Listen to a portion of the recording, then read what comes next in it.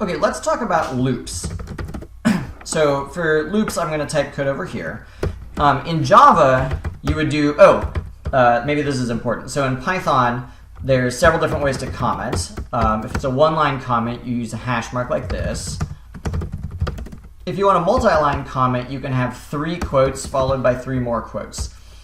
And this is actually a way of specifying a multi-line string, but it can be treated as a comment. So this is a multi-line comment for something. Okay, so if we were in Java and we wanted to make a for loop where I goes from 0 to 10, we would say int I equals 0, I less than 10, I plus plus, something like that. In Python, there's going to be several differences. So I'm going to put this in the comment, and I'll show you what this looks like in Python. I'll say for I in range 10, and then a colon, and then let's say print I. So here are what some of the differences are. One important difference is in Java, you specify a code block using an opening and closing curly brace. In Python, you declare code blocks with a colon and then using indentation. So the way that Python knows when your code block is over is you just stop indenting. However, if I wanted to say a equals like I times I, and then b equals a plus 10, and then I'll print b, all of these are inside the for loop. And then as soon as I get down here, we'll say done with loop.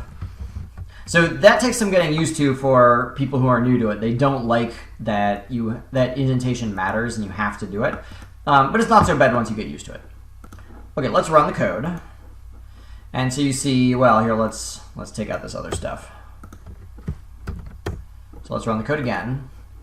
So now you see we're printing out values 0 through 9 as the normal Java for loop would do, and then done with loop. So what's actually happening here is Python for loops work a lot more like for each loops in Java. This command here is returning an object called a range object, and then the variable I is taking on each element of the range object one at a time. The same way that in Java, in a for each loop, your variable takes on each element of the list one at a time. So even though you wouldn't usually actually do this, you could say this. You could say vals range 10, and then you could list vals here, and this will do the same thing, as you can see. And you can check to see what type vals is by printing the type of vals, and it should say that it's a range object, which it does. It says class range. One of the things that makes this approach very powerful is you can put anything here that is what's called iterable, anything here that can be iterated over. And so one of the things that can be iterated over in Python is a string. So here, the only thing I've changed is I replaced range with the string. And so now, because there's nothing about it that forces it to be an integer, I is going to take on each of the letters in this string one at a time automatically. So now I'm iterating over each character in the string. Let's go back to the range, however. If you don't want to start with 0, you can have another argument here. So if I go from 3 to 10, that will loop from 3 up to not including 10.